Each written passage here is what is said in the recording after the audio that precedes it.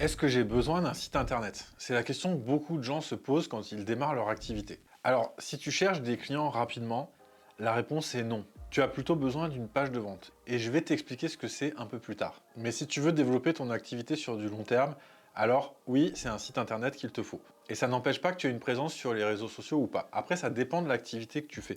Moi, je suis spécialisé vraiment plus dans les activités locales. Donc, tu vas recevoir un client ou bien tu vas aller à domicile d'un client physiquement, localement, autour de toi. Après, le reste, je connais pas.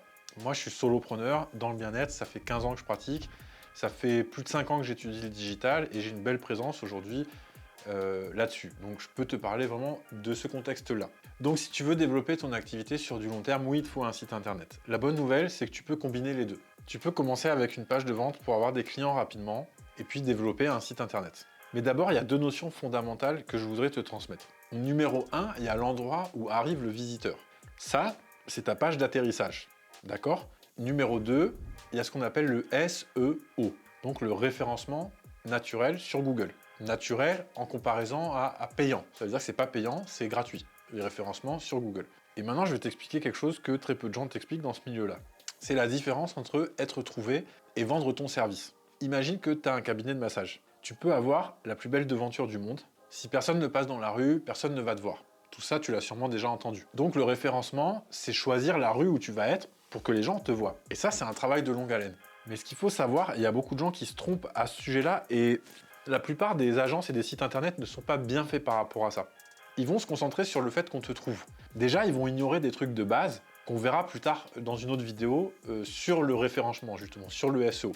Mais le truc, c'est qu'une fois qu'on t'a trouvé, il faut que tu accueilles les gens correctement. Il faut que tu leur donnes finalement ce qu'ils veulent. Et il faut que tu sortes du lot. Que tu leur expliques pourquoi c'est toi qui doivent choisir, parmi tous les autres qui sont là. Et c'est là qu'intervient ta page de vente. Parce qu'elle est là pour vendre. Parce qu'en fait, le vrai cœur de la chose, c'est ta page de vente. Parce que tu peux accélérer la manœuvre, tu peux accélérer le mouvement pour que les gens te trouvent avec la publicité payante. Là, évidemment, il faut bien savoir ce que tu fais. Et si ça t'intéresse, tu peux laisser ton mail, le lien est dans la description. Je vais faire des lives régulièrement sur les réseaux sociaux et sur YouTube. Donc, quand les gens te trouvent, s'ils arrivent sur ta page ou sur ton site et que c'est un joyeux bordel, ou bien que ça leur donne pas envie tout simplement de faire affaire avec toi, eh ben ça sert à rien. Et crois-moi, je vois ça souvent. Parce que les agences de com, en fait, qui te vendent des sites, des solutions pas chères, parce que nous, en tant que solopreneurs et acteurs locaux, on peut pas nous sortir des prix délirants. On va pas mettre 5 000 ou 6 000 balles dans un site web. Donc, ils te vendent des trucs pas chers, mais en fait, c'est des trucs qui servent à rien. Et eux, ils s'empressent de faire les trucs à la chaîne sans vraiment investir du temps dans ton image. Et en même temps, bah, avec une solution pas chère, ils peuvent pas passer le temps qu'il faut pour faire le travail correctement. Donc il faut les choses comme on faisait un peu il y a 10 ans, sauf qu'il y a 10 ans, bah, il suffisait d'être sur Internet, je veux dire, tu étais premier, même en première page, tu étais en première page de Google, c'était bon. Donc je te prends un exemple concret.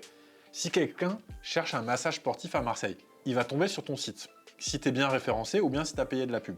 Mais s'il arrive sur une page où en fait il voit que bah, tu fais un peu de tout, et puis tu parles de tes voyages, ta philosophie, ou bien il voit une espèce de blabla, tu sais, le truc qu'on voit, tu sens que c'est un peu la même chose qui est écrit partout, bah il y a des chances qu'il aille ailleurs, jusqu'à ce qu'il trouve quelqu'un qui lui parle vraiment et qui s'adresse à lui, à travers une page de vente. Quand il arrive sur ta page Massage Sportif Marseille ou Fleuriste Marseille, on va prendre le contexte du massage, mais bon, ça pourrait être autre chose, tu m'as compris, il faut qu'il comprenne que tu comprends son problème et que c'est toi la meilleure personne pour régler son problème. Donc en l'occurrence, dans le cas des sportifs, bah, ils veulent sûrement quelqu'un qui est déjà très compétent, qui a suivi d'autres sportifs et qui leur montre que bah, il connaît son affaire et qui va pouvoir les aider soit dans la préparation, soit dans la récupération. Il faut que ce soit personnalisé. Donc il faut que ton univers soit en accord avec ce que la personne cherchait réellement. Alors évidemment, il y a une question de look, de choses qu'il va aimer ou pas aimer, mais si tu t'adresses à lui directement, ça va faire une grosse différence. Finalement, il y a beaucoup de gens qui croient aussi que un site internet qui est bien, c'est un site internet qui est beau.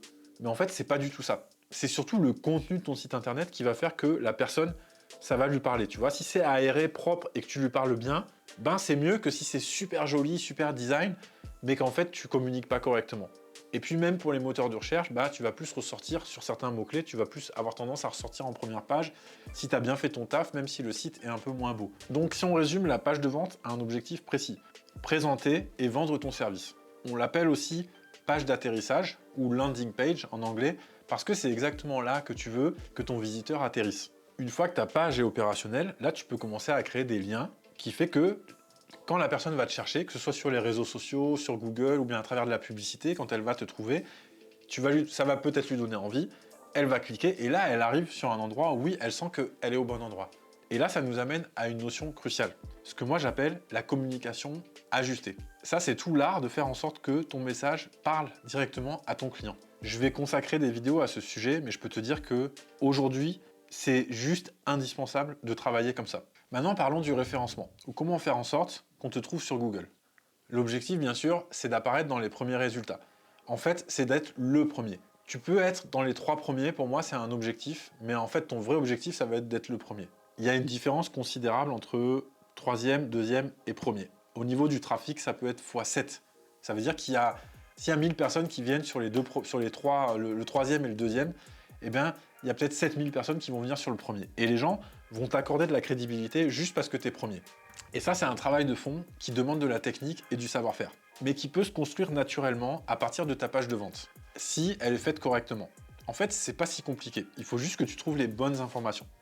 Je te ferai une vidéo dédiée au SEO pour t'expliquer les bases et ce que ça implique vraiment. Et du coup, pour finir, je veux te dire que l'essentiel, c'est d'être trouvé, mais d'être trouvé par les bonnes personnes et que quand ils te trouvent, ta communication leur parle.